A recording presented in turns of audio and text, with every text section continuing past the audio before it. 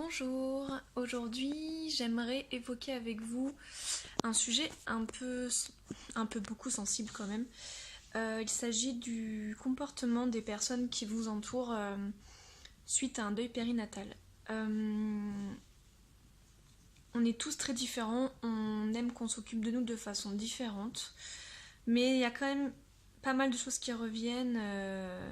Et je pense que je vais pas trop m'éloigner de ce que la plupart des personnes en deuil périnatal ressentent face à ce genre de situation. Il faut bien comprendre une chose, c'est que quand on est en deuil périnatal, on n'est pas dans notre état normal. Donc autant vous dire que pendant une bonne partie de notre vie, on ne sera pas vraiment dans notre état normal.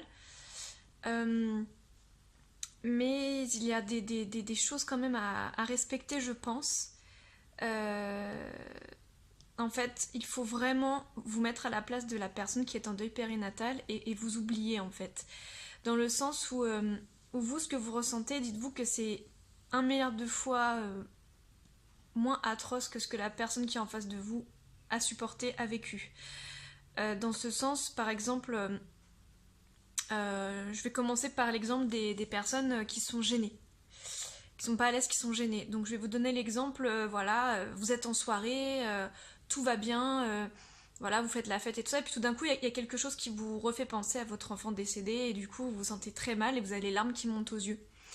Et du coup, une personne à côté de vous vous parle, et vous lui dites, ah là, je suis en train de penser que ça, il ou elle pourra pas le vivre. Et tout d'un coup, la personne se retourne et ne vous répond même pas. Écoute la musique ou parle à d'autres personnes. Ça m'est arrivé une fois. J'étais tellement mal à l'aise. Je peux pas en vouloir à la personne en face parce que elle a réagi comme elle avait à réagir et que et elle pensait que c'était comme ça qu'il fallait réagir sur le moment. Mais en fait, elle savait pas quoi répondre. Et du coup, bah moi, je me suis sentie déjà que j'étais en pleine détresse. Je me suis sentie encore plus mal. Et et je sais clairement, parce que après je lui en ai parlé parce que je peux pas rester sur des choses comme ça. Je lui ai dit que j'étais désolée de l'avoir mis mal à l'aise. Et elle m'a dit qu'en gros elle ne savait pas quoi me répondre en fait, qu'elle était gênée, qu'elle savait pas quoi me répondre. Dites-vous que, ok, vous êtes gêné, vous savez pas quoi répondre, mais la personne en face de vous, elle a perdu son bébé.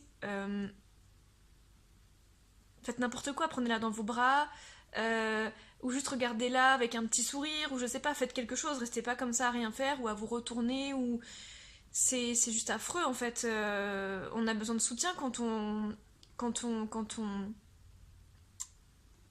on perd pied comme ça et qu'on se met à pleurer. Surtout qu'on est né, enfin moi personnellement j'étais dans une bonne soirée, des bonnes vibes et tout.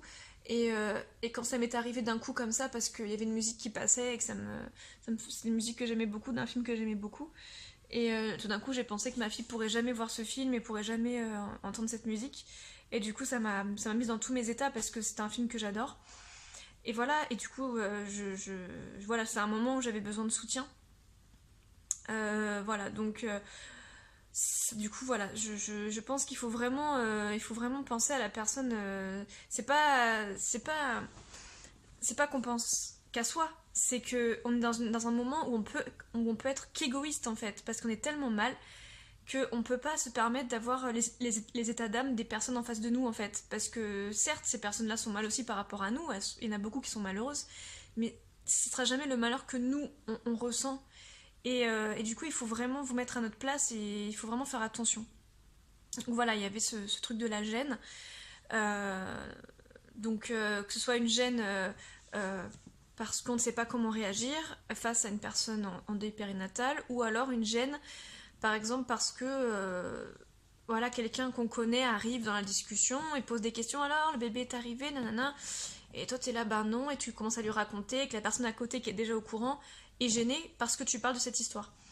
Enfin bon, il y a un milliard de situations, mais faut bien vous mettre en tête aussi que très souvent, quand on a perdu son bébé, on a besoin de parler de son bébé. Moi, j'ai besoin de parler d'Orlan, j'ai besoin qu'elle continue à exister dans mes paroles et dans celles de mon entourage. Mon entourage proche en parle, mais bon, pas beaucoup, mais bon, il y en a quand même qui en parlent. Après, les autres personnes, non, souvent quand je les vois, n'en parlent pas du tout.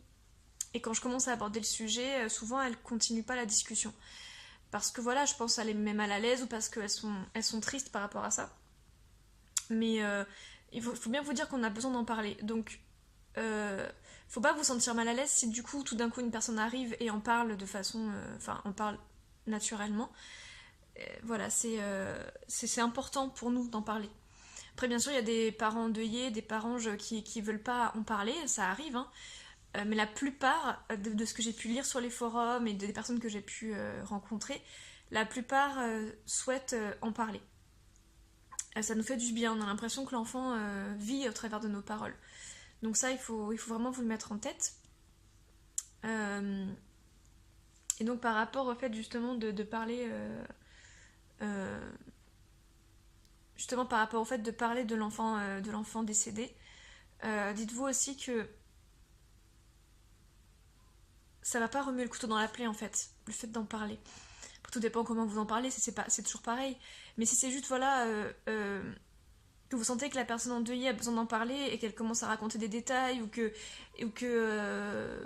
vous voyez qu'elle est demandeuse de parler de son bébé, c'est vraiment sincère, c'est qu'elle veut vraiment en parler. C'est pas juste, voilà, parce qu'elle veut vous faire plaisir et vous raconter sa vie. C'est que vraiment elle a un besoin d'en parler, ça lui fait du bien. Donc voilà, il faut vraiment vous dire ça. Pour continuer sur donc comment réagir face à une personne en deuil périnatal, essayez vraiment, s'il vous plaît, ça c'est vraiment quelque chose, c'est vraiment important, de pas rentrer en fait dans les éléments qui pourraient faire culpabiliser la personne endeuillée. Parce que très souvent, quand nous on raconte ce qui s'est passé, on a tendance à mettre en avant des éléments où on a l'impression que peut-être on aurait fait quelque chose qu'il fallait pas. Où on croit que peut-être parce qu'on ne sait jamais vraiment si on a bien fait ou pas, on ne le saura jamais. Mais voilà, c'est par exemple, voilà, la personne endeuillée vous dit, voilà, là, à tel moment, peut-être que si j'avais fait quelque chose à ce moment-là, ça aurait changé quelque chose, mais bon, on saura jamais, etc., etc. Et de dire, et voilà, et d'appuyer son truc en disant, ah bon, qu'est-ce que ça aurait changé? Ou, ah bon, tu penses que si t'avais fait ça à tel moment, ton bébé serait encore vivant? Rentrez surtout pas dans ce jeu-là. Vous allez avoir l'impression de l'aider parce que vous rentrez dans sa discussion en profondeur, mais en fait, ça va l'enfoncer dans sa culpabilité et elle va penser qu'en effet, elle a mal fait quelque chose. Donc, essayez vraiment d'éviter ça, s'il vous plaît. Je sais que c'est compliqué vraiment, là c'est pas des remontrances que je fais, c'est justement de la bienveillance, c'est pour vous aider à parler à ces personnes endeuillées, c'est vraiment important.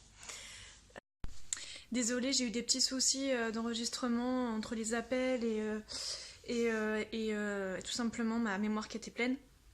Du coup voilà, j'enregistre la suite de la vidéo un autre jour. Et la fin de la vidéo, ça a été tourné hier. Voilà. Donc, mais tout ce que je vous montre, ça a été tourné qu'une seule fois. Je retourne jamais plusieurs fois les mêmes vidéos. Pour que ce soit vraiment le plus authentique possible. Ensuite, en ce qui concerne la façon de nous traiter, en fait, de nous parler tout simplement, je pense qu'il faut rester comme vous êtes d'habitude. Il ne faut pas changer votre façon d'être avec nous parce que du coup ça nous renvoie encore à ce qui nous est arrivé et surtout ça nous donne l'impression qu'on a pitié de nous. Et ça c'est pas très agréable en fait. Des câlins, des mots tendres, pas de soucis, mais voilà, juste pas nous traiter comme si on avait 2 ans ou comme si dès qu'on nous voyait, le monde s'effondrait quoi. Parce que du coup, nous, on se sent mal, ça nous pèse et on n'aime pas amener ça aux personnes qu'on aime. Donc voilà, après, chaque parent est différent, mais moi, je pense que c'est comme ça pour beaucoup d'entre nous. Je regarde un petit peu mes notes parce que je me suis rendu compte hier que j'avais oublié pas mal de trucs. Donc par exemple, voilà aussi, plutôt que de nous demander ça va? Parce que ça c'est quelque chose, le ça va, non ça peut pas aller en fait, on a perdu notre bébé donc non ça va pas en fait et ça ira pas pendant très longtemps.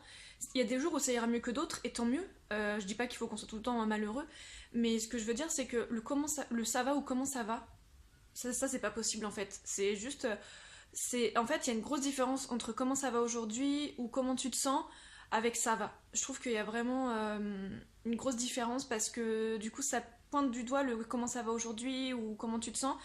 Ça pointe du doigt quelque chose ça montre que notre état est particulier et qu'on fait attention à nous. Ça peut paraître très bête, mais vraiment ça a son importance et ça a été un des premiers trucs qui m'a titillé quand on me demandait ça va. Bah, tu veux que je te réponde quoi en fait? Non, ça va pas en fait. Non, ça ne va pas. J'ai perdu mon bébé, je suis triste. Ça ne va pas. Donc, comment tu te sens aujourd'hui? Au moins, ça permet de pouvoir un petit peu développer ce qui se passe dans notre tête. Parce que le truc, c'est qu'il se passe énormément de choses et que ça change quasiment tous les jours. Euh, euh, Tout simplement, fiez-vous à ce que vous voyez en face de vous.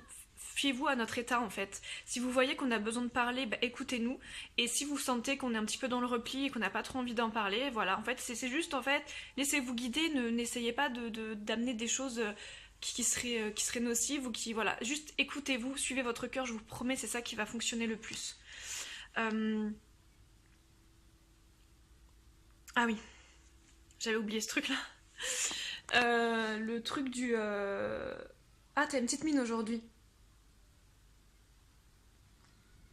La petite mine, on l'aura longtemps. Et même si j'ai tendance à pas mal me maquiller, je sais que mon visage n'est plus le même qu'avant et je sais que j'ai l'air plus fatiguée. Et je pense que c'est le cas de beaucoup de mamanges.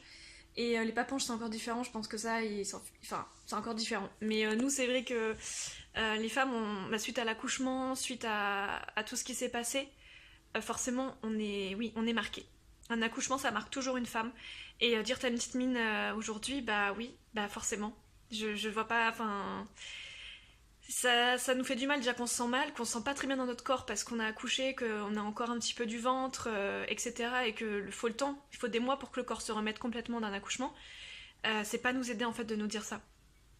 Et après, les gens se veulent honnêtes, donc je sais que ça part pas d'un mauvais sentiment, encore une fois. Ce que je vous dis là ne sont pas des remontrances, c'est vraiment pour vous aider à communiquer avec nous. Moi, ça m'empêchera pas de continuer à voir mes amis et tout. S'ils font des bourdes, voilà, ça arrive. Mais faites un petit peu attention parce que une fois, deux fois, trois fois, après, c'est vrai que c'est lourd. C'est lourd à peser. On a déjà beaucoup de choses à peser sur nos épaules. Et bien sûr, le fameux ah ouais, ton ventre il est encore gonflé. Ah, t'as encore du bidon quand même. On le sait en fait. On le sait. Donc, je sais que j'ai une amie qui me l'a dit deux, trois fois. Et je sais que c'était juste parce qu'elle était étonnée parce qu'elle n'a pas eu d'enfant et qu'elle sait pas ce que... Enfin, elle pensait peut-être que le ventre revenait automatiquement. Donc c'est pareil, je la comprends. Mais ça m'a fait de la peine parce que ça m'a rappelé que j'avais Orlane dans mon ventre et qu'elle y était plus et qu'en plus mon ventre était déformé et qu'elle était pas là, quoi. Et qu'elle est pas là. Donc voilà, et voilà. Donc faites juste attention à ce que vous dites et vous verrez, tout se passera bien. Et surtout, écoutez votre cœur, ou même si vous avez dit quelque chose dont vous n'êtes pas sûr, n'hésitez pas à poser la question. Quand je t'ai dit ça, ça t'a pas dérangé? Voilà, moi je sais qu'autour de moi j'ai des personnes qui communiquent beaucoup et quand elles me disent ça, je peux te demander ça, etc. Bah j'apprécie plutôt qu'elles le disent alors qu'elles sont pas sûres de si ça va passer en fait. Je préfère qu'on me demande est-ce que je peux te demander ça, est-ce que je peux faire ça. Quand on me pose la question, c'est très avenant et du coup ça évite les soucis, ça évite les gênes et les préoccupations. Voilà. Je pense avoir fait le tour. Je vous laisse avec la suite de la vidéo. J'ai reçu un appel, du coup j'ai dû couper la vidéo. Donc me revoilà. En ce qui concerne également certaines réactions type voilà, parce que bien sûr l'entourage parle beaucoup, les gens parlent entre eux. Donc par exemple moi j'ai eu le cas de personnes qui m'ont dit voilà certaines personnes qu'on a contactées et tout parce qu'ils voulaient faire un cadeau commun pour moi. Certaines personnes qu'on a contactées ont dit que c'était trop dur pour elles et qu'elles pouvaient pas faire telle ou telle chose parce que c'était trop dur pour elles. Ok, donc moi quand j'ai su ça, déjà j'ai pas voulu savoir qui c'était parce que ça m'intéresse pas, mais c'est surtout que comment en fait on peut, enfin quand quelqu'un va mal, tu fais tout pour que la personne se sente bien, je sais pas, c'est non, enfin tu penses pas à toi en premier en fait. Je veux bien qu'on se préserve, mais dans un cas comme celui-ci, on n'a pas forcément, on va pas forcément penser à soi, on va penser à la personne qui a vécu ça, quoi. Donc bref, c'est des choses comme ça qui sont. Donc du coup, c'est bien, ça vous permet de faire le tri avec les personnes que vous avez autour de vous. Ça vous permet de savoir qui continue à avoir et qui ne pas continuer à avoir. Déjà, on est tellement nous-mêmes gênés du malheur qu'on peut. Enfin, de la gêne et du malheur qu'on peut qu'on peut amener aux autres vis-à-vis de ce qui nous est arrivé. Du coup, ce genre de choses, ça nous fait nous sentir encore plus mal que ce qu'on est. Et on est tellement dans une période où on se sent mal qu'on n'a pas besoin de ça en plus, en fait.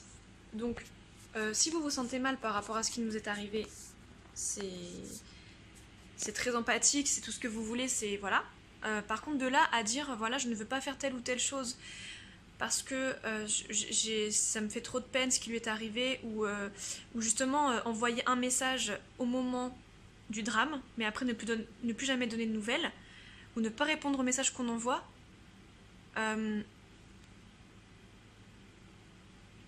c'est quand même étrange. Je veux dire, en fait, il faut bien savoir aussi une chose, c'est qu'en deuil périnatal, c'est pas le truc nous arrive et ça va mieux 3 jours après. On a quand même un temps de latence vachement long et qui peut vous paraître long à vous, mais qui nous paraît être l'éternité en fait. Vivre sans son enfant décédé, ça paraît très très long. Et quand on reçoit donc un message au moment du drame et qu'après on reçoit plus rien de certaines personnes, ben, nous on se sent pas bien, on pense que la personne en face s'imagine qu'on va mieux, ou alors on s'imagine que la personne en face elle en a rien à foutre de nous. Donc voilà, il faut vraiment... je sais qu'il y a des codes, du coup ça vous paraît peut-être beaucoup de choses tout ce que je vous raconte, mais ça paraît être des codes compliqués, mais en fait mettez-vous à notre place et ça vous paraîtra très facile. Et surtout, il faut suivre son cœur. Et en suivant votre cœur et en voulant du bien à la personne en face, ça peut que fonctionner en fait.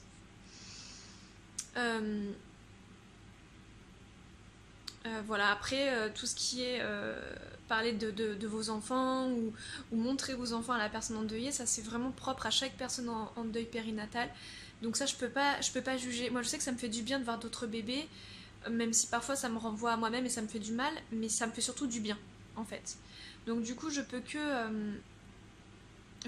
aimer ça et j'aime pas trop justement quand on me renvoie t'es sûr, tu veux venir à tel endroit parce qu'il y aura mon enfant, c'est bienveillant mais ça me fait du mal parce que j'ai l'impression du coup d'être le vilain petit canard parce que voilà, je peux plus être invitée parce que la personne a des enfants par exemple. Donc ça c'est un petit peu compliqué à vivre. Voilà, je vous ai cité pas mal d'exemples je pense. Si jamais je pense que j'ai oublié certaines choses, je referai une vidéo sur comment parler à un parange. Voilà, je pense que là j'ai fait pas mal le tour et je pense que vous avez compris l'idée principale. Donc si vous avez des questions, n'hésitez pas, ou s'il y a des circonstances dans lesquelles vous vous trouvez et que vous ne savez pas comment réagir face à un parange, demandez-moi et peut-être que je serai de bons conseils, on ne sait jamais. Voilà, je vous fais des bisous, je vous dis à bientôt.